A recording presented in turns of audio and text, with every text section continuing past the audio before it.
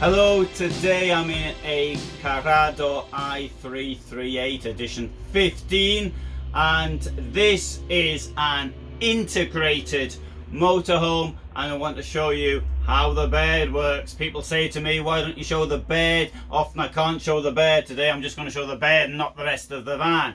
Right, so but before doing that, let's have a look at some of the advantages of the integrated van over the semi-integrated van. And so at the front, when it's integrated, it's much bigger because the motorhome company manufacturer has built the front bit. The bit under there, that was built by Fiat. Now in a semi-integrated, all of the front bit is from the base vehicle manufacturer, whether it be Fiat, Citroen, Volkswagen, Mercedes, whoever. The front bit is theirs. Now the biggest single advantage that I can think of the integrated is it gives you this much more space. I personally think you've got space you can actually live in more. Maybe it's just a bit of an idea in the head. Of course it is genuinely more space, because if you look at any semi-integrated vehicle, you see the front bit sort of like that, then the body comes out a bit bigger as you go towards the habitation area. So that there's a number of disadvantages, but we'll leave them for a different time, because I wanted to say that because that is the reason that normally with an integrated motorhome one finds that the bed is up here. So how do we get the bed to come down? So right, first of all, we've got two seats up front as you'd expect, and so we're going to the thing is this, the bed is going to not be flat, so we're going to have to put the seats down. So it's the same as with any car. I think it's the same with most cars anyway. Can you put the seats down? Maybe you can put the seats down more on these ones. You got something like this. Push it back. Sorry, push it back, push it forward. Push it forward, it goes in this way. Push it forward like that, and then the seat will come down automatically like that. Notice how easy that was. Sometimes in new vehicles, it takes a bit more force. Hey, I bet this one here doesn't work now. So there you go. Hand on the knob. Push it forward, turn it around. That's a better way of putting it. Turn it around clockwise, and the whole thing just comes down. I didn't even have to hold it. Now, okay, next bit. What we've got here, now it depends on the model. Some models are a bit different from this, but I think it's fair to say that throughout the Hymer Group, they've got this. Sometimes for electronic, but a manual one is like this. They've got this here. You've got to slide this across. I'll slide it across. There you can see it's gone across. Now if I pull this down nice and easy, I can even do it with one hand actually, it's quite light. Well, maybe I'm being a bit optimistic. What's happened here? What's happened? Did you see that? I didn't put the chair all the way down. So we'll put the thing back up again, and same thing again. Put that down. So notice how important it is. Now each vehicle is different. Some of them you can leave it much higher up than others. Oh, and another thing you hear often at them when people come into campsites, and you can hear the horns going off. And the reason the horns go off is because this is pushed against the horn. So now the bed's coming down again, and so I'll do it with one hand. Comes down. Are the chairs in the way? Doesn't look like it to me. So I'll push it all the way down. It's clicked in, so there's a bit of space down there, so you can under the chairs, so you can see chairs don't necessarily have to go all the way. This one's gone down as far as it'll go. That would probably go down a bit further if I pulled the chair back. Sometimes you have to change the position of the chairs. You've got to pull them back normally. Sometimes you might have to pull them forward. Depends on the motorhome. Anyway, this case has gone down. So here we've got, let's have a look at the bed now. So above here we've got this, which is a privacy curtain.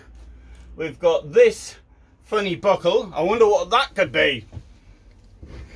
So we'll have a look under here. Under here we've got this system for Frovey system, sort of. Don't Frovey manufacture this one, but it's like their systems. And we've got a net, and the net is here, and the net will attach to that buckle up there like that, and on the other side as well it'll go up, and that is to stop you falling out of bed. Now it depends on the model. Some models have got all sorts of stuff inside here. This has got a pocket.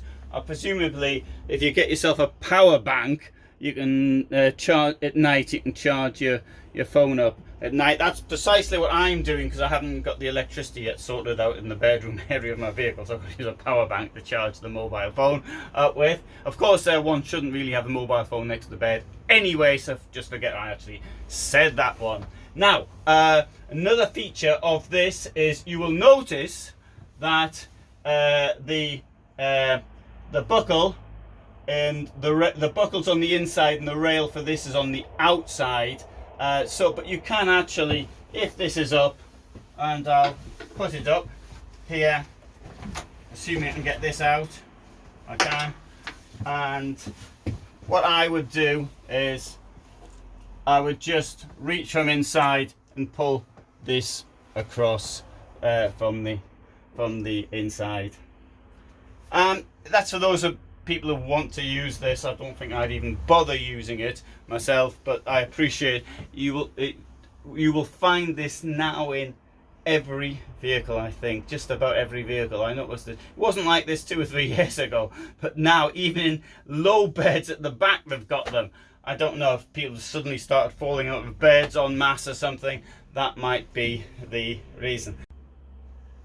Now what you're probably thinking at the moment is, yes, but that's quite a long way to pull myself up. Can I still do it? You know, when I was in the army, I could pull myself up a wall higher than 3 meters with all my kit and a weapon. But unfortunately, those days are over, and these days I have to use a ladder. Now, one thing I do want to say, I mean, I know that I'm being hypocritical here, because I would probably stand on the chair myself and get in like that, but don't do it. This table is not designed to carry weights of people. I don't know how much you weigh, but your weight, for example. It's not designed for that, so don't stand on the table. And one thing you never do, I mean, this vehicle you can't do it, but never ever stand on these things here, these armrests.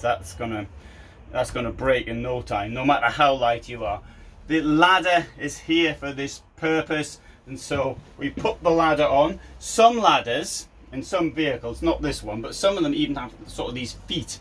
Additionally, you've got sort of round things, and that's to protect the floor. But this one doesn't have it. It's a standard ladder. With the round ones, you've obviously got to put it, adjust it so it protects the floor. Anyway, where's the ladder go? There you go. Isn't that easy? And then you get up into bed, and then you put the net up in that order. So I personally find that, you know, there's parts of your body, parts of your feet, you get the inside bits of your feet, and sometimes it's not all that easy going down ladders. I think that most of us actually go down ladders backwards, but anyway, that's what it's there for. But bear in mind, with these vehicles, there's lots of delicate things inside, and even you get one of these rugged off-road vehicles, there's lots of delicate things. So use the things you're supposed to use, the bits of equipment that come with it for that purpose. And the ladder's for climbing on, and the table isn't, and even the chair isn't either.